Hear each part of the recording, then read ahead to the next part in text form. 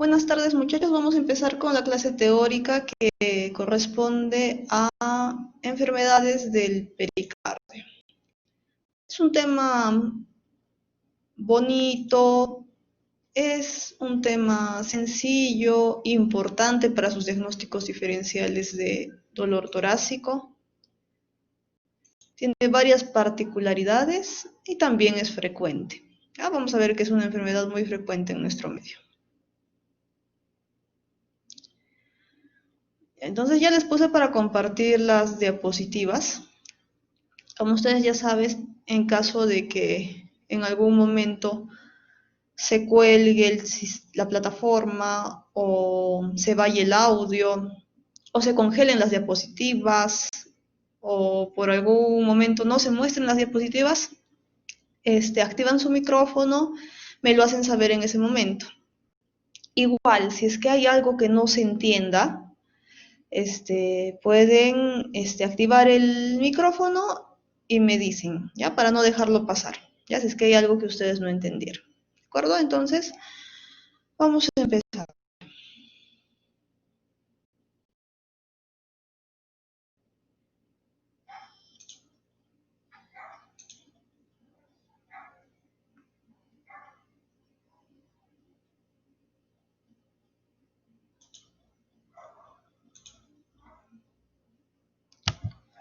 Entonces, el pericardio es la capa fibrosa que va a envolver el corazón. Tiene dos capas, ¿ya? Una capa visceral, que es una capa serosa que está relacionada con el miocardio, y la capa parietal, que es la capa fibrosa. Entre esas dos capas se encuentra el líquido pericárdico. El líquido pericárdico normalmente debe ser de 15 a 50 centímetros cúbicos.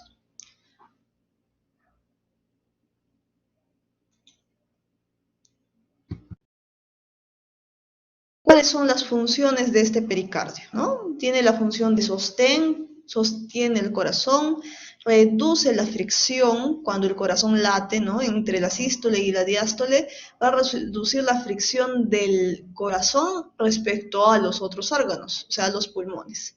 Protege contra infecciones, eso es importante, ¿no? Viendo tantos casos de neumonía, enfermedades respiratorias que podrían por continuidad llegar al corazón, el pericardio lo va a proteger, especialmente a las cavidades derechas. Previene que haya una dilatación cardíaca, ¿no? Porque como tiene una capa fibrosa, va a evitar que el corazón se dilate mucho. Regula el tono arterial coronario. Hemos dicho que el corazón se irriga en diástole, ¿no? Entonces, justo cuando el corazón se relaja, es que estas coronarias van a perfundir el corazón y el pericardio contribuye también a eso.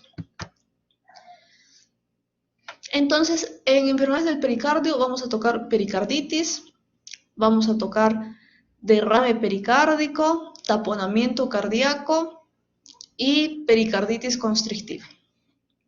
Entonces, la pericarditis, como su nombre lo dice, va a ser una inflamación del pericardio, que puede ser agudo, subagudo o crónico. La pericarditis aguda es aquella que se va a desarrollar tiene una evolución menos de 3 semanas. Puede ser fibrinosa o con derrame. Vamos a hablar de pericarditis crónica, aquella que tenga una evolución mayor a 6 meses. Y la subaguda, la que tenga una evolución mayor a 3 semanas y 6 meses. En la crónica podemos hablar de la pericarditis constrictiva, que vamos a ver más adelante, con derrame o adhesiva. Y en la subaguda, que es el limbo entre estas dos, podemos hablar de la pericarditis subaguda con derrame y también un tipo con... Pero lo que nos da esta clasificación clínica es el tiempo. ¿Ya? Si se desarrolla en menos de 3 semanas, una pericarditis aguda. Ahora, ¿cuáles son las causas de pericarditis? Son múltiples las causas de pericarditis. Esto le suelen preguntar muchas veces en sus exámenes. ¿Cuál es la causa más importante de pericarditis aguda? Va a ser nuestra causa idiopática. ¿Ya? Esta causa idiopática incluye la parte infecciosa. ¿Ya? Y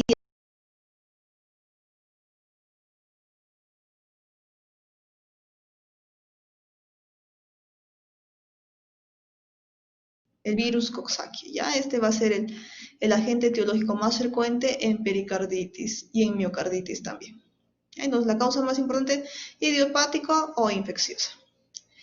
Podemos también tener pericarditis por enfermedades autoinmunes, por causa iatrogénica, o sea, los pacientes que reciben radioterapia por algún proceso oncológico, puede ser traumática, secundaria a algunos fármacos, inflamatoria como en algunas enfermedades, ¿no?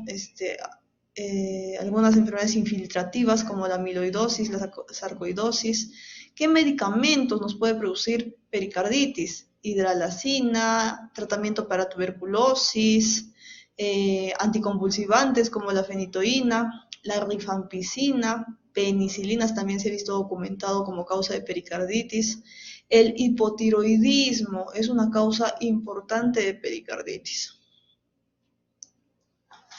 El traumatismo torácico, las neoplasias, cuando ya hay infiltración del pericardio, pueden producirte pericarditis y derrame pericárdico. Postinfarto agudo de miocardio. Esto es importante porque vamos a ver en pacientes que hayan tenido infarto agudo de miocardio, pueden presentar derrame pericárdico y esto también va a ser dirigido por el tiempo. Si es que es un derrame que se presenta en los 15 primeros días del infarto, lo vamos a llamar,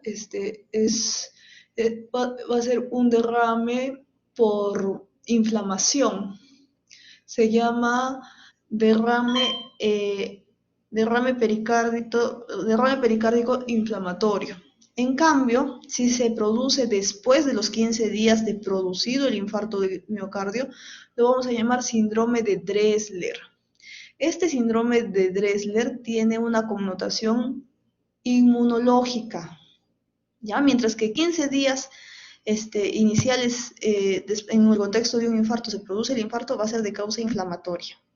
Pero 15 días después vamos a hablar de ese síndrome de Dressler que tiene connotación inmunológica. Recuerden eso, ¿ya? Entonces, ¿está asociada la pericarditis a infarto agudo de miocardio? Sí.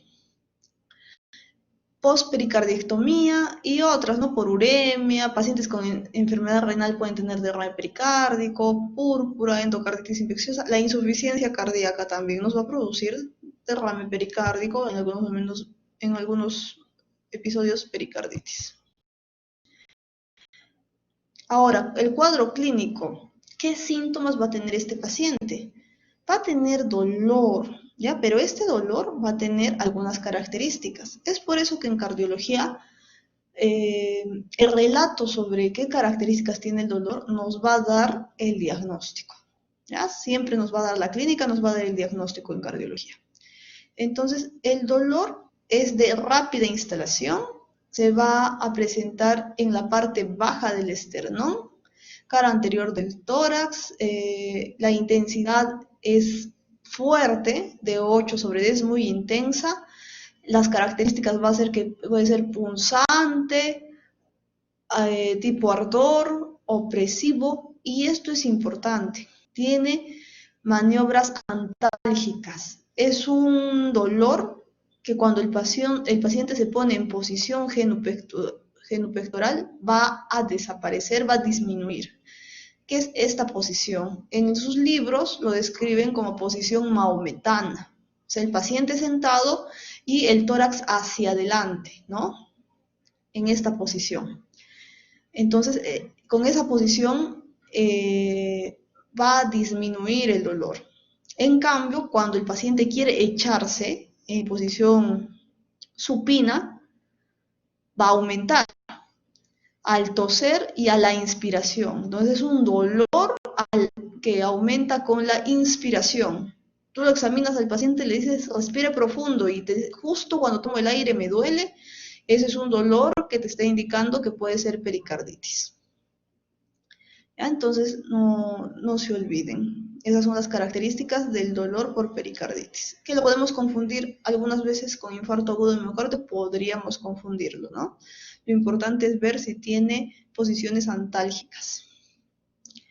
¿Ya? Entonces, otro dato que también está relacionado con pericarditis es que, como hemos dicho que su etiología mayormente es por causa viral, son pacientes que 15 días previos aproximadamente han tenido una infección respiratoria o una infección gastrointestinal.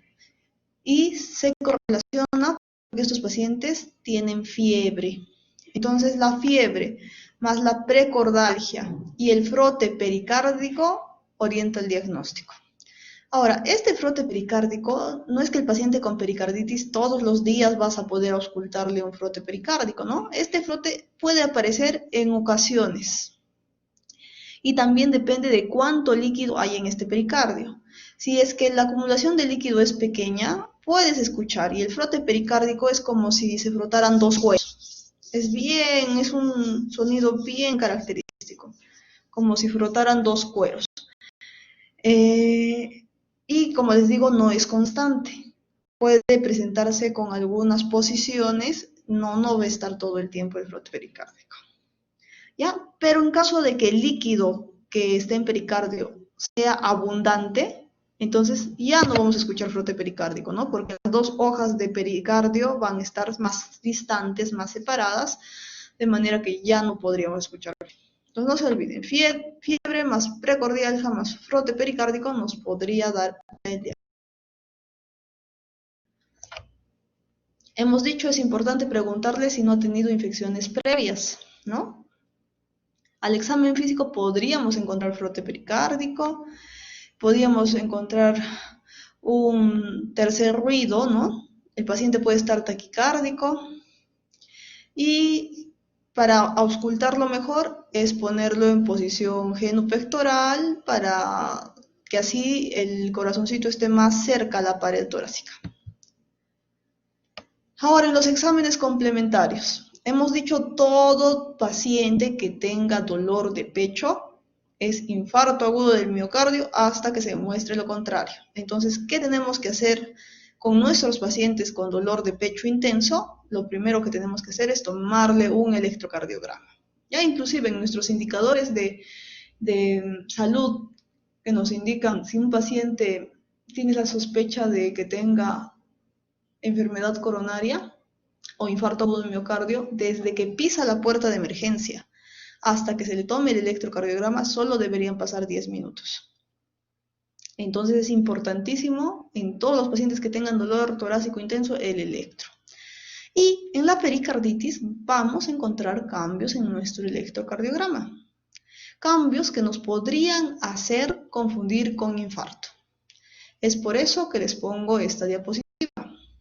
¿Por qué? Porque vamos a tener en la pericarditis supradesnivel del segmento ST, ¿no? Hemos dicho que el punto J debería estar en la línea isoeléctrica de nuestro electrocardiograma, ¿no? Sin embargo, acá vemos nuestro punto J que está elevado. Tiene que tener hay supradesnivel del ST, ¿ya? Miren, esta sería la línea isoeléctrica. Este es el segmento PR y está infradesnivelado. Y este es nuestro segmento ST, que está con el punto J elevado. Pero ¿cuál es la diferencia entre la supradesnivel de este electro y el supradesnivel en el infarto agudo del miocardio? Que en la pericarditis aguda vamos a tener supradesnivel del ST con concavidad superior, hacia arriba. En cambio, el infarto agudo del miocardio va a estar hacia abajo. ¿Ya? Entonces, ¿cómo es el supradesnivel del ST en la pericarditis aguda? Es un supradesnivel con concavidad superior y es difuso. Podemos encontrarlo en todas las derivadas de nuestro electrocardiograma. En cambio, en el infarto agudo de miocardio, como es ST elevado, va a estar circunscrito a caras, ¿no? Eso quiere decir que si es que es un infarto de cara inferior, solo voy a encontrar el supradesnivel en D2, en D3 y en ABF, ¿verdad? Si es que es un infarto ST elevado de cara septal, solo voy a encontrar el ST elevado en B1 y en B2. En cambio, la pericarditis aguda, en todo el electrocardiograma, voy a encontrar ese supradesnivel del ST y va a tener la característica de concavidad superior. Lo que les decía, ¿no? El PR a veces lo vamos a tener descendido, porque esta es nuestra línea isoeléctrica. Miren dónde empieza P. Y el PR está disminuido. Y en la pericarditis aguda vamos a tener 4 fases que se van a desarrollar en todo un mes, que luego lo vamos a ver. En cambio, en el infarto agudo de miocardio, ustedes recordarán que luego se tiene amputación de tu onda R cuando hay necrosis y terminas con una onda T negativa, ¿no? Así evoluciona. El dolor también. El dolor en la pericarditis es más que todo punzante, que cambia con la postura y radiotrapecios. En el infarto es obsesivo, con síntomas neurovegetativos, irradiado a miembro superior izquierdo, mandíbula. En la pericarditis aguda hemos dicho es frecuente la fiebre, ¿no? Y tenemos que evaluar la clínica, es importante, ¿no?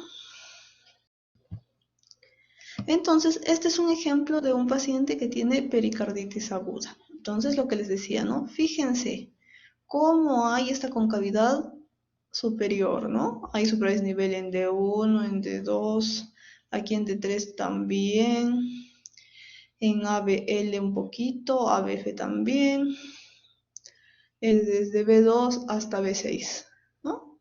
Está supradesnivelado y con concavidad superior. Entonces, supradesnivel del ST en todo el electrocardiograma, es imposible que haya un infarto de todas las caras, ¿no? Entonces, esto es pericarditis. Este es otro ejemplo de un paciente con pericarditis. Está taquicárdico, hay infradesnivel del segmento PR, hay supradesnivel del ST y en todas las caras, difuso. Lo único que no vamos a encontrar es en ABR, que hemos dicho que en ABR todo es negativo, ¿verdad? Y por eso encontramos también infradesnivel. Esta es la evolución de cómo se comporta el electrocardiograma en las 4 fases de nuestros pacientes con pericarditis.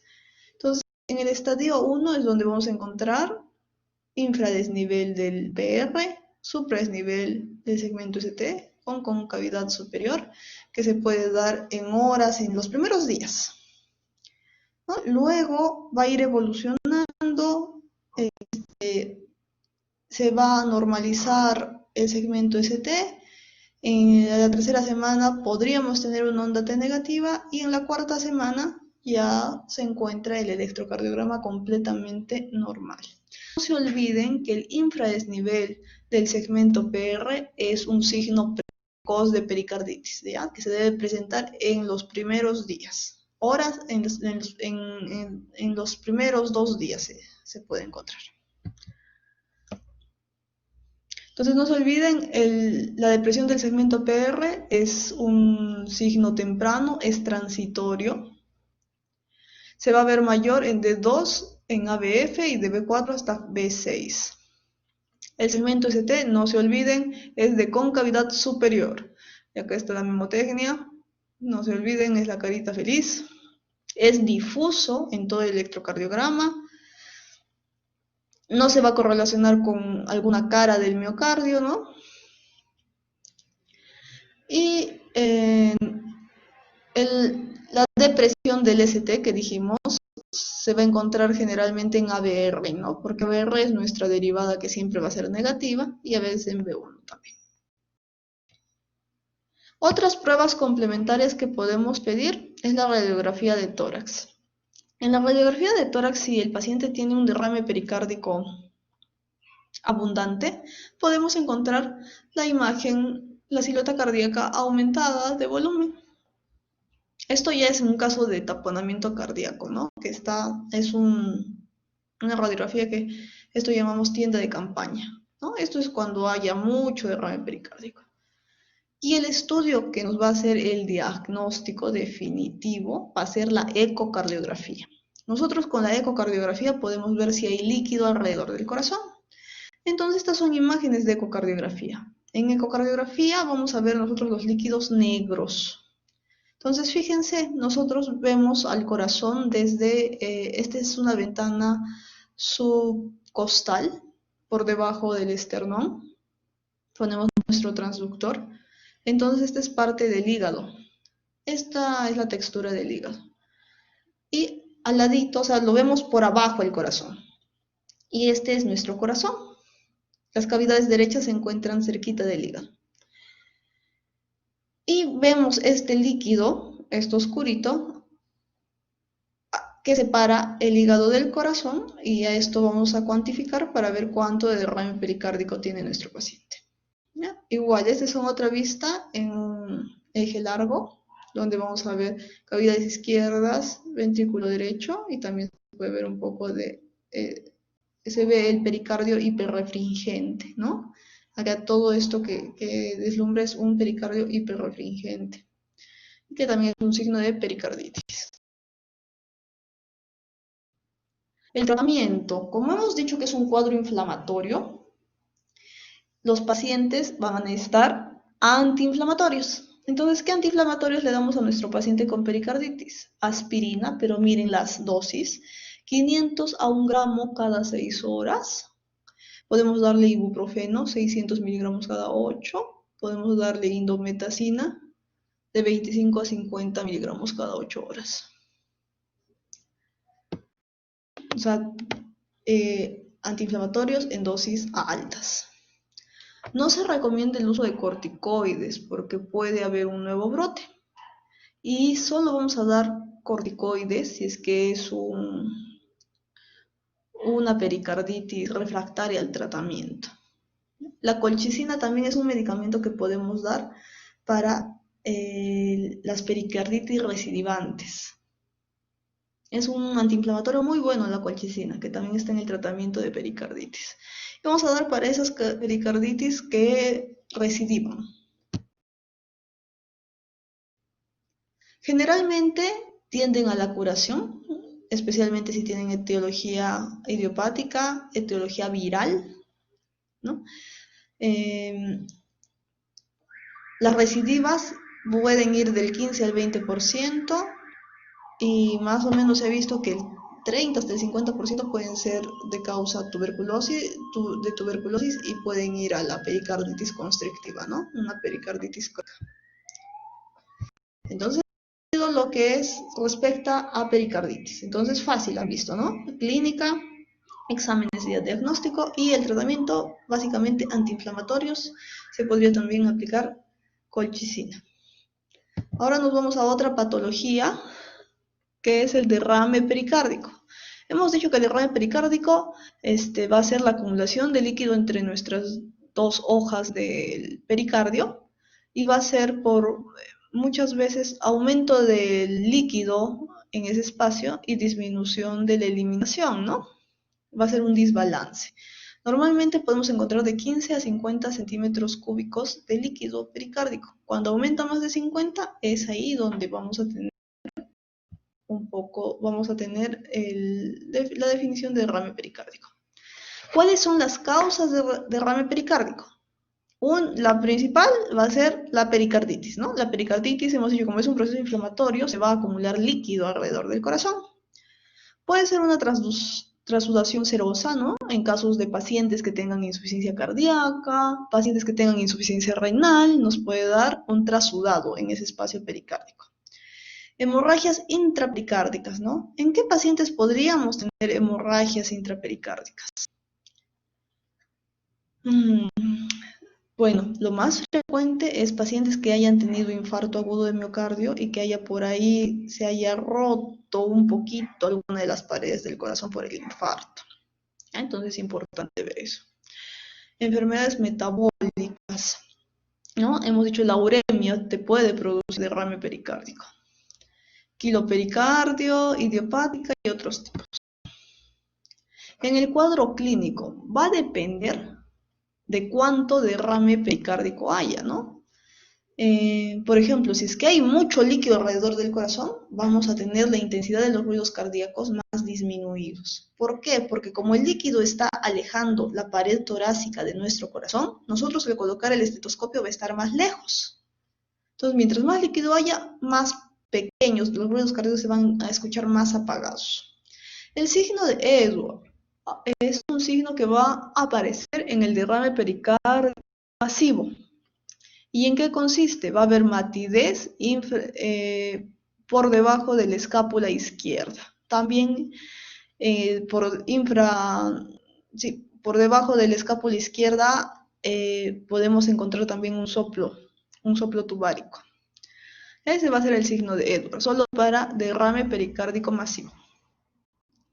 Cuando es leve a moderado, generalmente no vamos a encontrar sintomatología. Vamos a encontrar síntomas en los pacientes que tengan derrame pericárdico grave, o derrame pericárdico masivo, o un derrame pericárdico de rápida instalación. Entonces, ¿qué quiere decir eso? Me preguntarán. Es diferente que un paciente empiece a llenarse el saco pericárdico de líquido en horas, a que poco a poco se haya ido llenando y que el corazón se vaya adaptando a estos cambios, ¿no? Si es un derrame pericárdico crónico, que poquito a poquito se ha ido instalando ahí el líquido hasta poder llenarse 1 litro, el paciente lo va a tolerar, porque la instalación ha sido lenta y progresiva. En cambio, si es algo súbito, por ejemplo, ¿no? Una ruptura cardíaca. Si un paciente que tiene infarto agudo de miocardio y por ahí se rompe una de las paredes, entonces empieza a salir sangre al espacio pericárdico. Y el paciente rápidamente se va a taponar. ¿Por qué? Porque como es algo rápido, se instala rápidamente, va a ser signos de taponamiento cardíaco, ¿no? ¿Y cuáles son los signos que puede tener? Hipotensión, disnea, astenia. Entonces, no se olviden, el derrame pericárdico va a tener varias etiologías. Puede ser, aquí los exudados van a ser más frecuentes. En nuestro medio, la causa más frecuente de derrame pericárdico va a ser por causa tuberosa. ¿Ya? Hemos visto en Tacna, hay mucho paciente que tiene derrame pericárdico y al examinar el líquido pericárdico es por tuberculosis. Y son pacientes jóvenes, son pacientes que siempre han pasado asintomáticos y de pronto en una radiografía de tórax vemos una imagen cardíaca enorme y como se ha ido instalando en años, ni siquiera tienen síntomas. ¿Ya? Puede ser un trasudado cuando es a causa de insuficiencia cardíaca, insuficiencia renal. Cuando tiene aspecto cero sanguinolento puede ser secundario a tuberculosis o a cáncer. Y cuando es sangre franca, puede ser por aneurisma, disección de aorta o por traumatismo. Al examen físico vamos a encontrar disminución de los ruidos cardíacos. En la radiografía de tórax hemos dicho, ¿no? La silueta en tiento de campaña, el electrocardiograma. Como hemos dicho que si hay mucho líquido alrededor del corazón, los ruidos cardíacos van a estar disminuidos. Es lo mismo que ocurre con nuestro electrocardiograma. ¿Por qué? Porque al poner nosotros los electrodos para tomar el electro, van a estar más lejos del corazón, ¿no? Porque el tórax y el líquido hacen que el corazón se aleje de esos electrodos. Entonces los complejos van a ser más pequeñitos.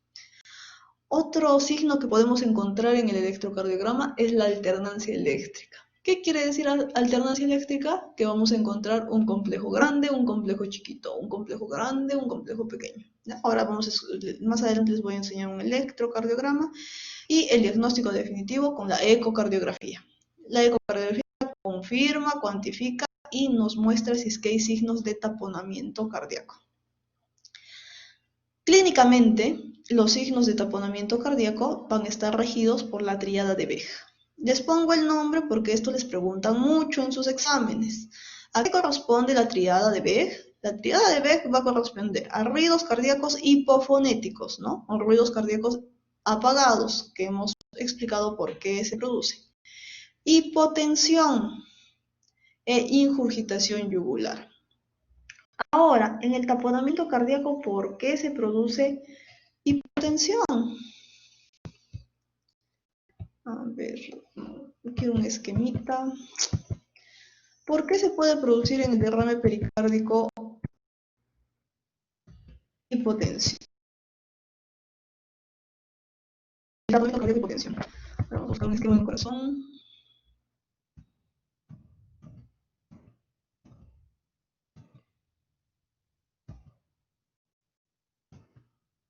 ¿Se recuerdan la fórmula de gasto cardíaco? El gasto cardíaco es igual al volumen latido por la frecuencia cardíaca, ¿no? Ese es el gasto cardíaco de nuestro ventrículo izquierdo.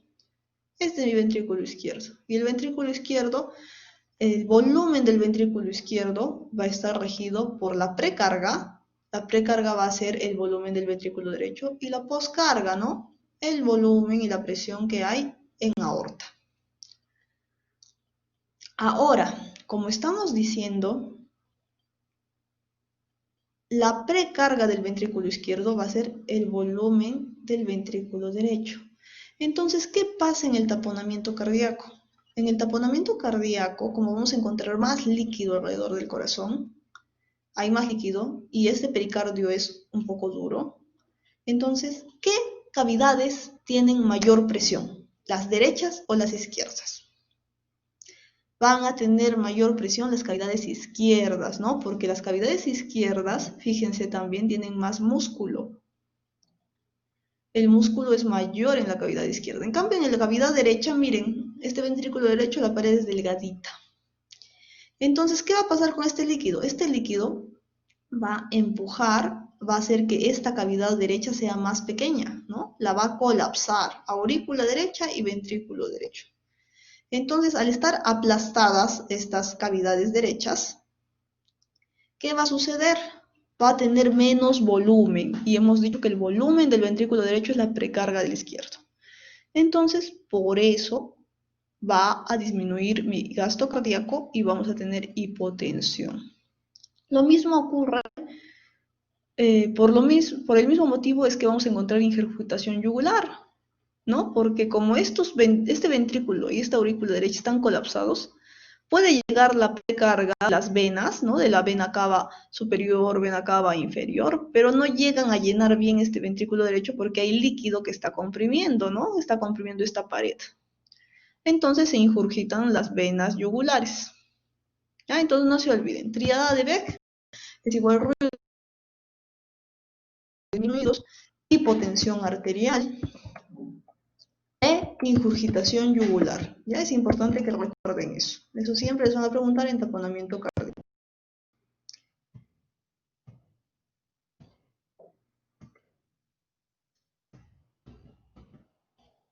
Y para saber qué etiología tiene, porque puede ser diferentes etiologías, la pericardiocentesis nos va a ayudar para el diagnóstico y para el tratamiento en caso de que sea taponamiento cardíaco. ¿Ya? Y según el análisis del líquido pericárdico, vamos a dar tratamiento a la etiología. Este es un ejemplo de un electrocardiograma de un paciente que tiene derrame pericárdico masivo, derrame pericárdico importante. Fíjense, esto es lo que yo les mencionaba de la alternancia eléctrica. Miren un complejo de buena amplitud, uno pequeñito, uno normal, uno pequeñito, uno normal, uno pequeñito, ¿no?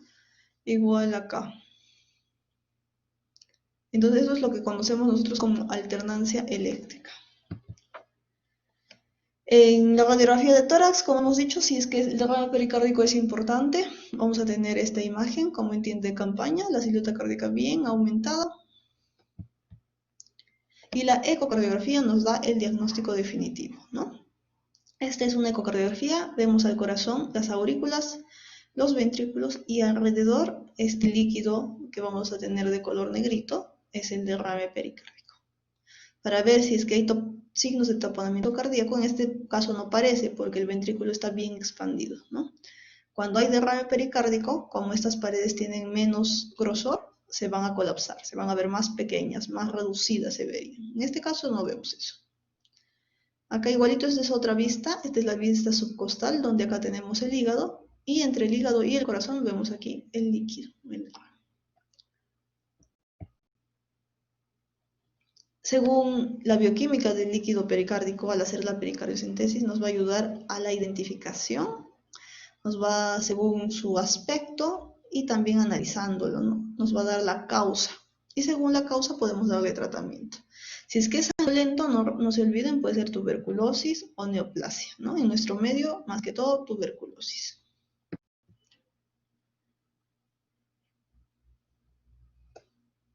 Entonces ya saben, pericardiocentesis para el análisis, puede ser una pericardiocentesis diagnóstica o puede ser también para tratamiento. Y siempre estar pendiente de buscar signos de taponamiento cardíaco, ¿no? Signos clínicos que nos va a ayudar mucho la tríada de Beck. Hay otros signos como el signo de Kussmaul, que ahorita lo vamos a ver en taponamiento cardíaco, ¿no? Porque ahorita hemos hablado de derrame pericárdico, ¿no? Que puede ser leve, moderado o severo. En taponamiento cardíaco vamos a tener una semiología un poquito más florida, ¿no? Entonces ahora pasamos a taponamiento. Entonces se va a definir como la acumulación de líquido suficiente para que haya compromiso de llenado de las cavidades derechas, ¿no? Porque va a ser comprimido de forma extrínseca. Entonces, puede ser por un derrame pericárdico masivo, ¿no? Que se haya acumulado en esa cavidad más de 1 litro, o puede ser que se haya instaurado tan rápidamente que está comprometiendo el llenado de las cavidades derechas. La causa más común va a ser pericarditis, o también puede ser por causas urémicas, tuberculosis, o por hemopericardio traumático. Entonces, en la fisiopatología, ¿no? Acuérdense, ya hemos hablado de la tríada de Beck, ¿no? El derrame pericárdico hace que haya aumento de presión en la cavidad pericárdica. Eso lleva a que haya restricción de llenado de las cavidades derechas, ¿no? O sea, estas cavidades derechas no se van a poder llenar bien. Hace que aumente la presión en cámaras cardíacas, que haya ingurgitación yugular, que haya congestión periférica, ¿no? Y al ser el ventrículo derecho, el volumen del ventrículo derecho, la precarga de nuestro ventrículo izquierdo, al estar disminuido el volumen en el ventrículo derecho, va a hacer que la precarga esté disminuida, de manera que el gasto cardíaco va a disminuir. Y eso produce hipotensión y bajo gasto, ¿no? Es lo que ya habíamos comentado. ¿Qué signos aparecen? Vamos a encontrar este signo que se llama el pulso paradójico. ¿Qué quiere decir el pulso paradójico? Su nombre habla de pulso, pero no vamos a hablar de pulso. Vamos a hablar de presión arterial. Y paradójico. Paradójico quiere decir algo que es discordante, pero en este caso vamos a encontrar algo concordante. Entonces, ¿qué quiere decir eso? Ustedes, cuando inspiran, ¿qué pasa con su presión arterial? ¿Aumenta o disminuye al inspirar? Normalmente va a disminuir, ¿ya? Pero disminuye 2, 3, hasta 5 milímetros de mercurio, como está acá, ¿no? Inspiras y la presión arterial baja un poquito.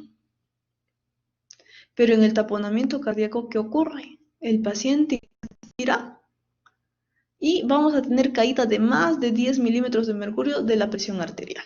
Entonces, cuando les hablen de pulso paradójico, eso quiere decir caída de la presión arterial más de 10 milímetros de mercurio a la inspiración. Y es un signo de taponamiento cardíaco.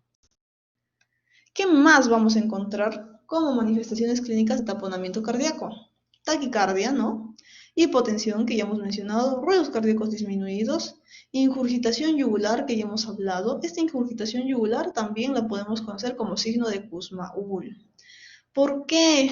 Porque igual, tú cuando inspiras, ¿qué debe pasar con tu vena yugular? ¿Debe colapsar o se debe dilatar? Normalmente cuando uno inspira, la vena yugular debe de colapsar, ¿ya? Normalmente. Pero cuando el paciente tiene taponamiento cardíaco, el paciente inspira y la yugular se dilata más. Entonces a eso voy a llamar como signo de Kussmaul. Y el pulso parado, ¿no? Que ya lo hemos explicado en el otro gráfico. También vemos en el pulso venoso que vamos a encontrar un seno Y disminuido. Esto ya hemos explicado sobre el pulso paradójico, ¿no? Disminución de 10 milímetros de mercurio al inspirar. En el electrocardiograma podemos encontrar alternancia eléctrica, complejos pequeños. La radiografía de tórax vamos a encontrar el signo de la cantimplora o signo de tienda de campaña que ya hemos visto.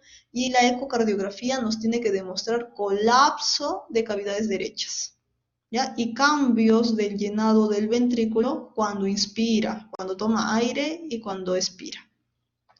Entonces la ecocardiografía es básica en estos pacientes. El pronóstico va a depender de la causa, ¿no? Entonces, si nosotros tenemos un paciente que tiene un infarto agudo de miocardio extenso, que ha hecho derrame pericárdico, y yo estoy sospechando que el derrame pericárdico es por ruptura cardíaca, la mortalidad es alta, ¿ya? Un paciente que se infarta y que me presenta derrame pericárdico es de alto riesgo. Eso quiere decir que el infarto ha sido tan extenso que se ha roto la pared y algo está conteniendo eso. A veces es un trombito, es un coágulo.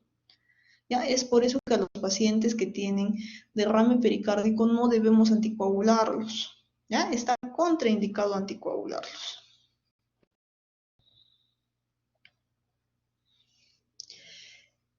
Otra cosa que también está contraindicado en estos pacientes es el uso de diuréticos. ¿Por qué? Porque hemos dicho que las cavidades derechas no se están llenando adecuadamente, ¿no? Entonces, para que se puedan llenar, para que mejoren su llenado, lo que tenemos que darle a estos pacientes es volumen, ¿ya? Recuérdense, todo lo que tenga que ver con cavidades derechas va a necesitar volumen. Igual, el infarto de miocardio de ventrículo derecho, como luego el ventrículo derecho va a ser insuficiente, necesita volumen. El tratamiento del infarto agudo de miocardio de ventrículo derecho es volumen. Igual, taponamiento cardíaco, como va a involucrar el llenado de las cavidades derechas, necesita volumen. Entonces, está contraindicado el diurético.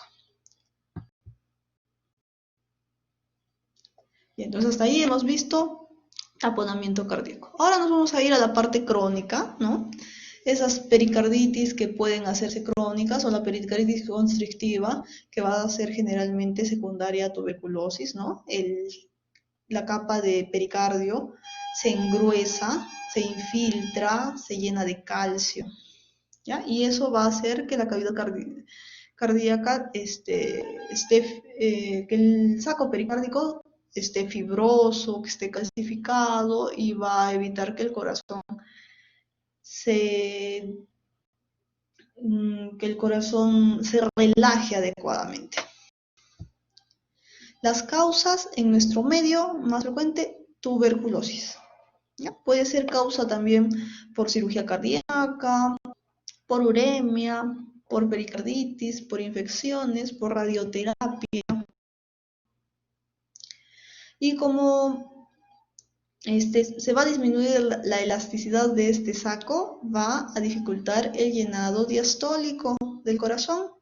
¿Y eso a qué nos lleva? Aumento de las presiones de fin de diástole, aumento de la presión venosa sistémica y disminución del volumen sistólico en ambos ventrículos, ¿no? Con lo que lleva a disminución del volumen minuto y disminución del gasto cardíaco. No se olviden, la pericarditis constrictiva se va a definir como fibrosis y calcificación pericárdica por una inflamación previa, ¿no? Como va a estar reducida la distensividad, va a haber una dificultad para la diástole y por lo tanto eso nos lleva a un gasto cardíaco disminuido. La etiología TBC es una causa muy importante en nuestro medio, también puede ser por radioterapia, postquirúrgica o urémica. Vamos a ver pacientes con signos de congestión que pueden tener infiltración yugular, hepatomegalia, edemas. El signo de Kussmaul también se va a ver en la pericarditis constrictiva, ¿no? Que ya hemos dicho distensión de la yugular a la inspiración. Los ruidos cardíacos pueden ser disminuidos. Tenemos también electrocardiograma, bajo voltaje. La radiografía nos va a dar el diagnóstico, porque vamos a encontrar calcificación pericárdica, ¿no? Vamos a ver como una cáscara de huevo que cubre nuestro corazón. La ecocardiografía es importante porque su diagnóstico diferencial es la miocardiopatía restrictiva. En la clase de miocardiopatía vamos a hablar de esto.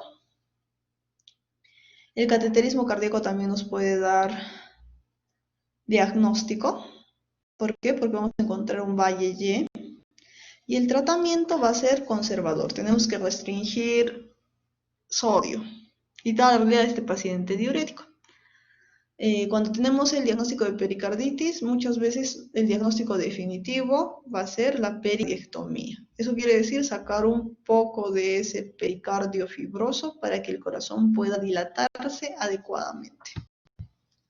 Entonces, esta es la radiografía que les mencionaba. Esta es una radiografía lateral y fíjense cómo es esta capa como de cáscara de huevo alrededor del corazón. Entonces, es un signo de pericarditis constrictiva. Nos da la certeza del diagnóstico. Este cuadrito nos indica que el taponamiento cardíaco y la pericarditis constrictiva tienen varios signos que comparten, ¿no? Por ejemplo, infiltración yugular, ambos van a tener. Kussmaul, más que todo en taponamiento, en pericarditis hasta 50%. ¿No? Por ejemplo, taquicardia en el taponamiento cardíaco. En la pericarditis constrictiva, como es algo más crónico, no vamos a encontrar taquicardia. ¿En qué podemos ver? Por ejemplo, el signo de Kussmaul más lo vamos a ver en taponamiento cardíaco. Choque de punta no vamos a ver en taponamiento cardíaco, ¿no? Porque como hay tanto líquido alrededor del corazón, es difícil ver como ese impulso de ventrículo. El frote pericárdico se puede encontrar, no se va a encontrar generalmente en ninguno de los dos, ¿no? Por eso los porcentajes son bajitos. Y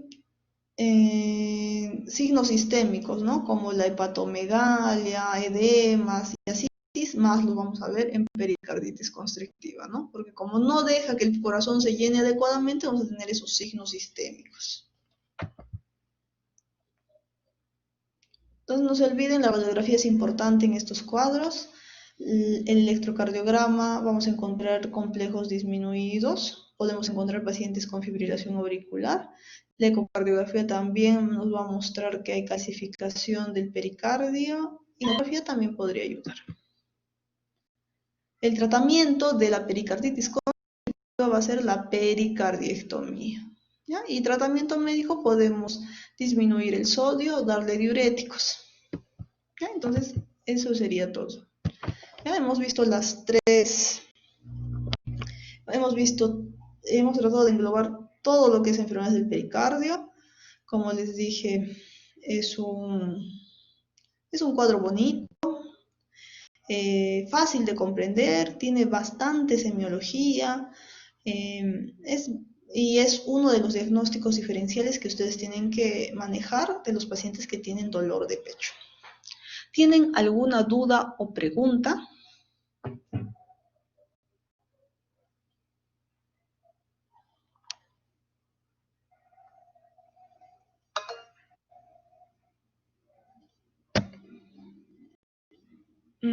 Ya, a ver, ¿qué pregunta tienes?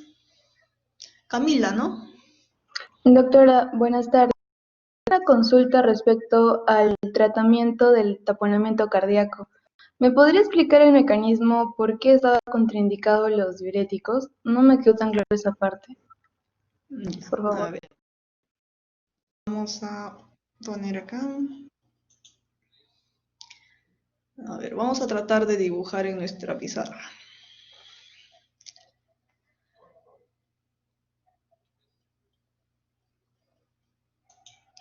Entonces, hemos dicho, el corazón tiene 4 cámaras, ¿verdad? Tenemos nuestras cavidades derechas y nuestras cavidades izquierdas. Pues más o menos es así nuestro corazón. ¿Ya? Estamos haciendo un esquema lo mejor que podamos.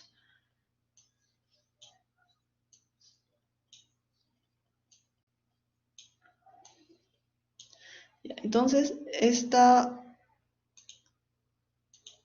es mi aurícula izquierda. Ay, esta es mi ventrículo, no, en mi aurícula derecha. Este va a ser mi ventrículo izquierdo, mi ventrículo derecho. Entonces, estas son nuestras cavidades cardíacas, ¿no? Hemos dicho las cavidades izquierdas van a ser nuestras cavidades que manejan presión, ¿ya? ¿Por qué van a manejar presión? Porque estas cavidades izquierdas tienen mayor músculo, ¿ya? El ventrículo izquierdo va a tener mayor músculo que el derecho, ¿ya? Entonces esta pared va a ser más o menos así, ¿ya? Es más gruesa. Al tener más músculo se van a encargar de manejar la presión. En cambio, las cavidades derechas son cavidades que manejan volumen, ¿ya? Las paredes son delgaditas y van a encargarse solo del volumen. Ahora, ¿qué sucede si yo tengo líquido alrededor del corazón? ¿Qué cavidades se van a comprimir más fácilmente? ¿Las izquierdas o las derechas? Hemos dicho que estas son las que tienen mayor músculo, ¿no? Entonces, estas van a resistir mayor la presión de afuera. En cambio, estas como tienen pared delgadita, no. Y van a ser las que más fácilmente se van a colapsar. Entonces, se llena de líquido y estas cavidades pueden reducir sus diámetros, ¿no? Entonces van a quedar más pequeñitas, pueden quedar así, ¿ya? O sea, esto que se extendía y que podía llenarse de volumen hasta acá, ya no. Como hay líquido alrededor de ellos, van a reducir su tamaño. Entonces, al haber menos volumen en las cavidades derechas son la precarga del volumen del ventrículo izquierdo. Entonces, si disminuye mi precarga, está disminuyendo el volumen que debería llegar a mis cavidades izquierdas y por ende va a disminuir mi gasto cardíaco, ¿no? Porque el gasto cardíaco hemos dicho que es igual a volumen minuto por frecuencia cardíaca, ¿no? Entonces, si el volumen minuto está disminuido porque la precarga no es adecuada, entonces el paciente cae en hipotensión. ¿Ahora sí está claro? Sí, doctora, ahora sí ya lo entendí mejor. Gracias. Ya. Entonces, lo mismo ocurre con el signo de Kussmaul o la ingurgitación yugular, ¿no? Como estas cavidades no se están llenando adecuadamente porque acá hay líquido que está presionándolas, entonces se van a quedar con mayor volumen la vena yugular y eso es lo que vamos a ver, ¿no? El paciente inspira y al inspirar nuestro tórax va a tener mayor presión negativa. Entonces la yugular se distiende, ¿no? Porque estas cavidades derechas no se están llenando adecuadamente. ¿Alguien más tiene alguna duda?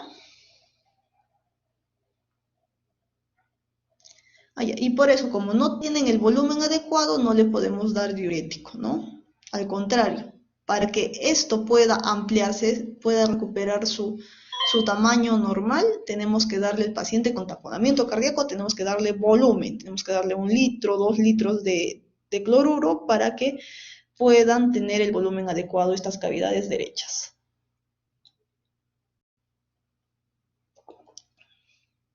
¿Alguna otra duda?